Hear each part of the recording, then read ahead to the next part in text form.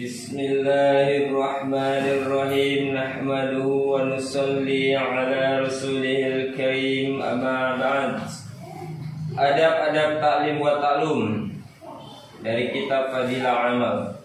Ta'lim wa ta'lum adalah amalan yang sangat penting untuk dihidupkan baik di masjid bersama jamaah maupun di rumah bersama anggota keluarga.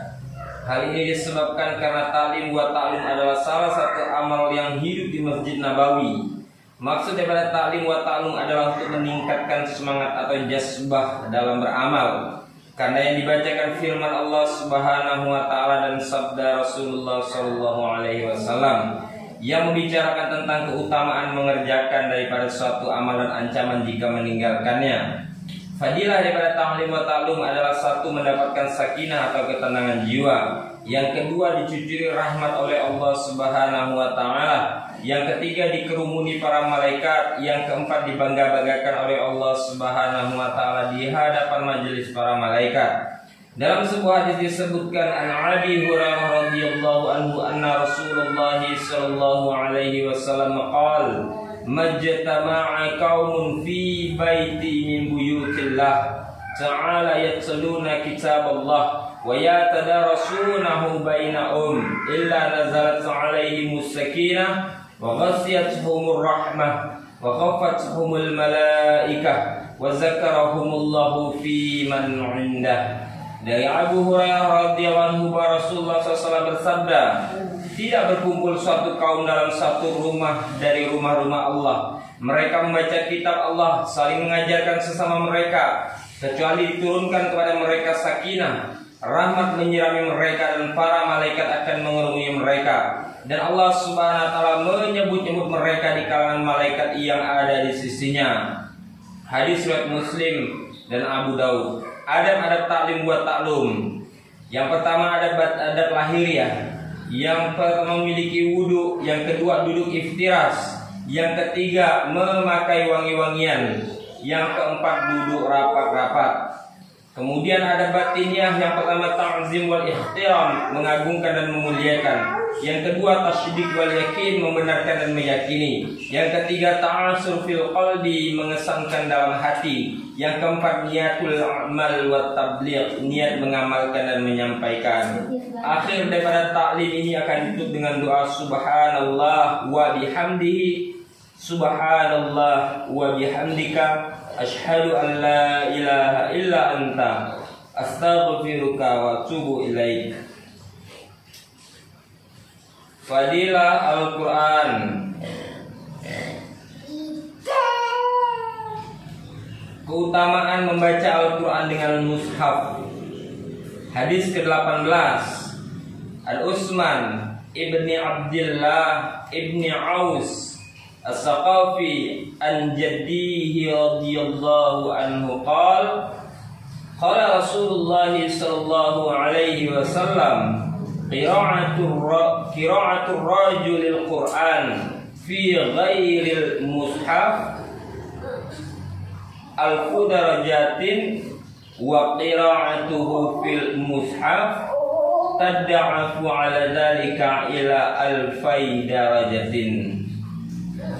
Dari Utsman bin Abdullah bin Aus As-Saqafi rahmatullah alaihi, dari kakeknya radhiyallahu anhu, baginda Rasulullah sallallahu alaihi wasallam bersabda, membaca Al-Quran dengan hafalan adalah 1000 derajat, dan membacanya dengan melihat mushaf akan dilipatkan sampai 2000 derajat. Hadis riwayat Baihaqi.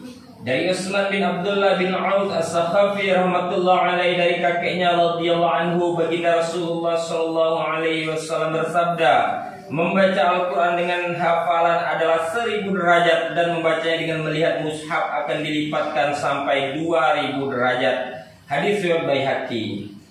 Faedah: berbagai fadilah yang ada, berbagai fadilah orang yang hafal Al-Quran telah dijelaskan sebelumnya. Hadis di atas menerangkan mengenai keutamaan baca Al-Quran dengan melihat.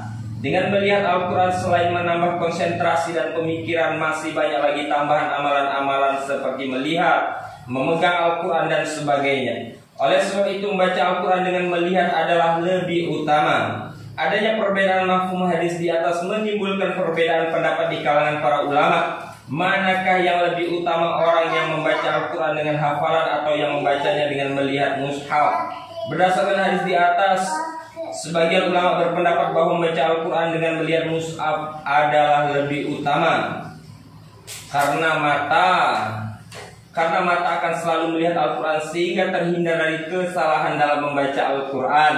Sebagian ulama yang lain berpandangan bahwa membaca Al-Quran melalui hafalan itu lebih utama karena akan lebih khusyuk dan dapat terhindar dari sifat riya. Dan itulah kebiasaan baginda Rasulullah Sallallahu Alaihi Wasallam. Imam Nawawi rahmatullahi alaihi menyatakan bahwa keduanya baik dan utama, bergantung pada keadaan pembacanya.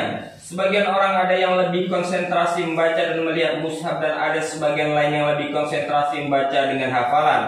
Hafiz Ibnu Hajar rahmatullahi alaihi menulis dalam kitab Fathul Bari bahwa penjelasan itulah yang disetujuinya. Diceritakan bahwa karena begitu seringnya Sayyidina Utsman radhiyallahu anhu membaca Al-Quran, maka dua mushaf Al-Quran telah sobek. Syekh Amr bin Maimun rahmatullahi alaihi meriwayatkan dalam Syarah Ihya bahwa seorang yang membaca Al-Quran setelah salat subuh dan membaca 100 ayat akan ditulis baginya pahala seisi dunia ini. Disebutkan juga bahwa membaca Al-Quran dengan melihat sangat bermanfaat bagi mata. Diriwayatkan dari Sayyidina Abu Ubaidah radhiyallahu anhu sebuah hadis yang mursal, yang setiap perawinya mengatakan bahwa mereka mengalami gangguan penglihatan. Lalu guru-guru mereka menasihatinya agar selalu membaca Al-Quran dengan melihatnya. Diriwayatkan bahwa Imam Syafi'i rahmatullahi alaihi kadang-kala membuka Al-Quran setelah Isya dan menutupnya ketika waktu sholat subuh. Semoga Allah Subhanahu wa ta'ala istiqomahkan kita dalam membaca Al-Quran.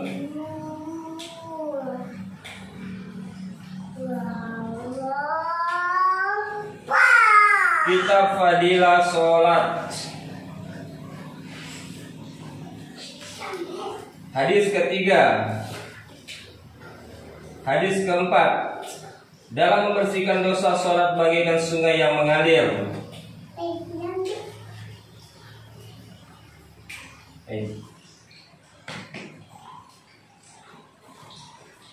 An Jabir radhiyallahu anhu qala Rasulullah sallallahu alaihi wasallam, ma salu salatil khamsi kama salin naharin jarin khamrin ala babi ahadikum yaghtasilu minhu kulla yawm khamsa marratin. Dari Sayyidina Jabir radhiyallahu anhu, ia berkata, baginda Rasulullah SAW bersabda, perumpamaan sholat 5 waktu adalah seperti sebuah sungai yang dalam yang mengalir di depan pintu rumah seorang dari kalian. Ia mandi di dalamnya 5 kali sehari. Hadis riwayat Muslim dari kitab At-Targhib. Dari Sayyidina Jabir radhiyallahu anhu, ia berkata, baginda Rasulullah SAW bersabda, perumpamaan sholat 5 waktu adalah seperti sebuah sungai yang dalam yang mengalir di depan pintu rumah seorang dari kalian. Ia mandi di dalamnya 5 kali sehari. Biasanya air yang mengalir itu bersih dari kotoran yang lain. Semakin dalam sebuah sungai, maka semakin jernih dan bersih. Oleh sebab itu, hadis di atas mengumpamakan sholat dengan sungai yang dalam dan mengalir. Seandainya seorang mandi di dalamnya, maka badannya akan bersih. Demikian pula sholat yang dilakukan dengan sengaja, adab-adabnya dapat membersihkan segala dosa. Selain hadis di atas, masih banyak hadis lain yang semakna dengan hadis tersebut. Dari Sayyidina Abu Sa'id Al-Khudri radhiyallahu anhu, dia mengatakan, baginda Rasulullah SAW bersabda, sholat 5 waktu merupakan penghapus dosa-dosa yang terjadi di antara waktu-waktu sholat tersebut. Maksudnya, keberkahan sholat dapat menghapuskan dosa-dosa kecil yang terjadi di antara satu waktu sholat dengan waktu sholat lainnya. Selanjutnya, hadis tersebut memberikan perumpamaan sebagaimana seseorang yang bekerja di sebuah pabrik, maka dirinya akan kotor dan berdebu, tapi ada 5 sungai yang mengalir antara pabrik dan rumahnya. Setiap pulang ia mandi di atas sungai tersebut, di dalam sungai tersebut. Itulah perumpamaan sholat 5 kali sehari. Semua kesalahan dan dosa dilakukan di antara waktu sholat itu akan diampuni oleh Allah Subhanahu wa ta'ala. Hal ini disebabkan oleh doa dan istighfar yang terkandung di dalam sholat.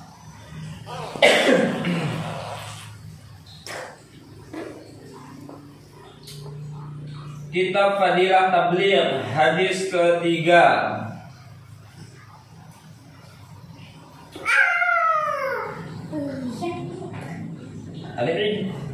An Ibni Mas'ud radhiyallahu anhu qala Qala Rasulullah sallallahu alaihi wasallam, awwalu ma dakhala an-naqsu ala bani Israil annahu kana ar-rajulu yalqa ar-rajula fayaqulu ya hadza taqillah wa da'a ma tasna'u bihi fa innahu la yahillu laka summa yalqahu min al-ghadi wa huwa ala halihi fala yamna'uhu zalika an yakuna aqilahu wasaribahu wa qa'idahu falamma fa'alu zalika daraballahu quluba ba'dihim bi ba'din summa qala lu'ina alladhina kafaru min bani Israil ala lisani Daud wa Isa ibni Maryam zalika bima asaw wa kanu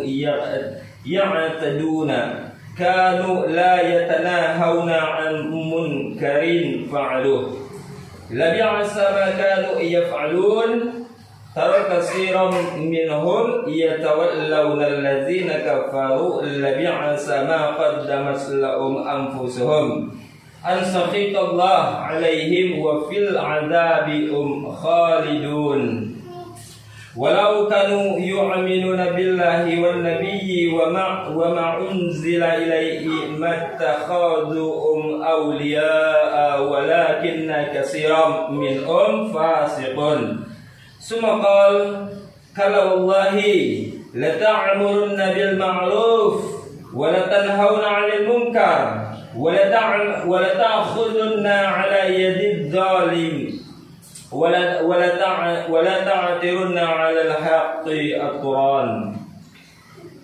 Dari Sayyidina Ibnu Mas'ud radhiyallahu anhu, ia mengatakan bahwa baginda Rasulullah SAW bersabda, penyebab pertama kemerosotan Bani Israel adalah jika orang soleh di antara mereka bertemu dengan pelaku maksiat. Ia berkata, takutlah kamu kepada Allah Subhanahu wa Ta'ala. Janganlah kamu berbuat begitu karena hal itu tidak halal bagimu. Kemudian esoknya orang soleh tersebut bertemu kembali dengan orang itu dalam keadaan yang sama. Tapi hal ini tidak menghalangi orang soleh tersebut untuk makan, minum, dan duduk bersamanya. Ketika mereka berbuat demikian, Allah Subhanahu wa Ta'ala menyatukan hati mereka. Hati orang soleh dijadikan sama dengan hati pelaku maksiat. Kemudian baginda Nabi SAW membacakan ayat, telah dilaknat orang-orang kafir dari kaum Bani Israel melalui lisan Daud dan Isa bin Maryam.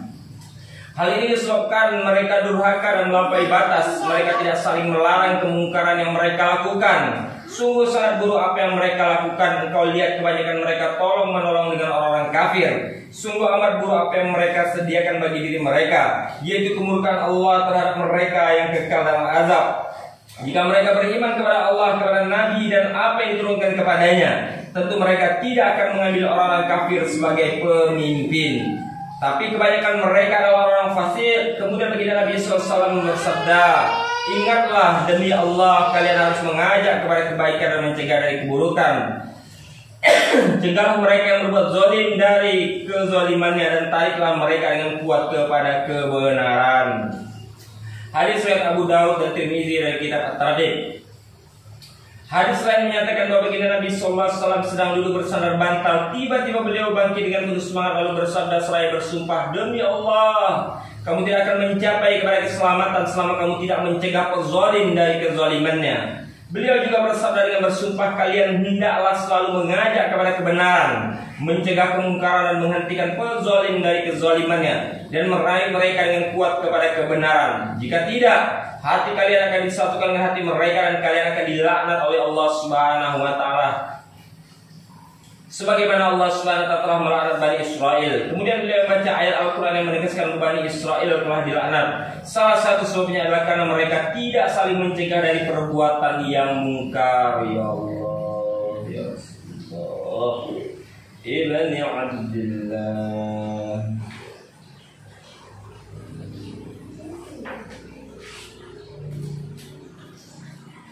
Kisah Sayyidatina Zainab. Kisah Sayyidatina Zainab binti Khuzaimah radhiyallahu anha. Setelah menikah dengan Sayyidatina Hafsah radhiyallahu anha, baginda Rasulullah SAW menikah dengan Sayyidatina Zainab binti Khuzaimah radhiyallahu anha. Ia seorang janda. Tetapi perbedaan riwayat mengenai pernikahannya yang pertama Sebagian menulis bahwa suami pertamanya adalah Sayyidina Abdullah bin Jas radhiyallahu anhu yang mati syahid dalam perang Uhud. Kisahnya sudah diketengahkan pada bab ke-7 kisah ke-1. Setelah itu baginda Rasulullah SAW menikahinya. Sebagian riwayat lain menulis bahwa Sayyidatina Zainab radhiyallahu anha pertama kali menikah dengan Tufail bin Haris. Setelah diceraikan oleh Tufail, dia dinikahi oleh saudaranya Ubaidah bin Haris radhiyallahu anhu yang mati syahid dalam perang Badar. Setelah itu dia dinikahi oleh baginda Rasulullah SAW 31 bulan setelah Hijriah, bertepatan dengan bulan Ramadan tahun ketiga Hijriah. Ia menjalani kehidupan bersama baginda Rasulullah SAW selama 8 bulan. Pada bulan Rabiul Akhir tahun keempat Hijriah, Sayyidatina Zainab radhiyallahu anha meninggal dunia. Sayyidatina Khadijah radhiyallahu anha dan Sayyidatina Zainab radhiyallahu anha adalah dua istri Nabi SAW yang wafat ketika beliau masih hidup. 9 istri Rasulullah SAW lainnya masih hidup setelah wafatnya baginda Rasulullah SAW. Sayyidatina Zainab radhiyallahu anha adalah orang yang sangat dermawan. Sebelum masuk Islam, ia pun sudah bergelar dengan Ummul Masyakin atau ibunya orang-orang miskin. Masya Allah. Semangat anak-anak dalam mengamalkan agama. Kisah Sayyidina Umair radhiyallahu anhu bersembunyi untuk ikut serta dalam perang Badar.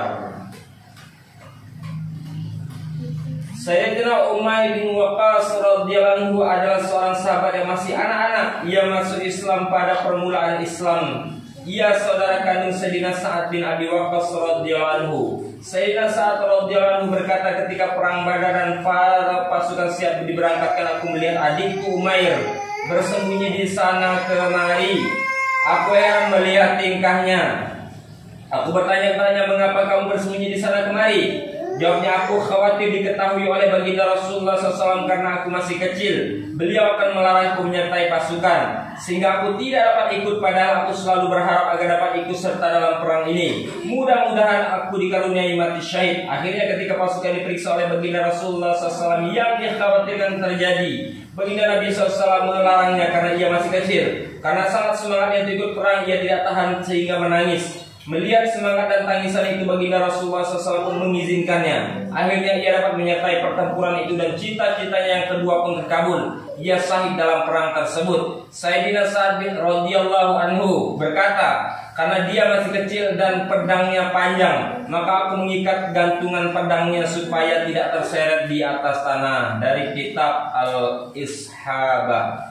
Alhamdulillah telah kita mendengarkan hadis Nabi SAW, firman Allah Subhanahu wa taala. Apa yang kita dengar dan amal sampaikan. Subhanallah bihamdihi, subhanallah bihamdika, asyhadu an la ilaha illa anta.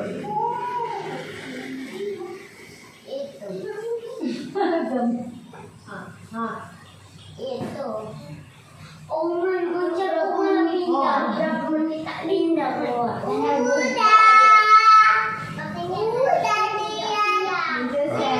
Ajam tidak siang kan? Itu buat 3 kembang. Tadi Ajam tak tidur siang sekarang. Iya kan? Tadi Onta yang tidur siang. Kenapa? Kenapa mereka tak tidur siang? Boleh.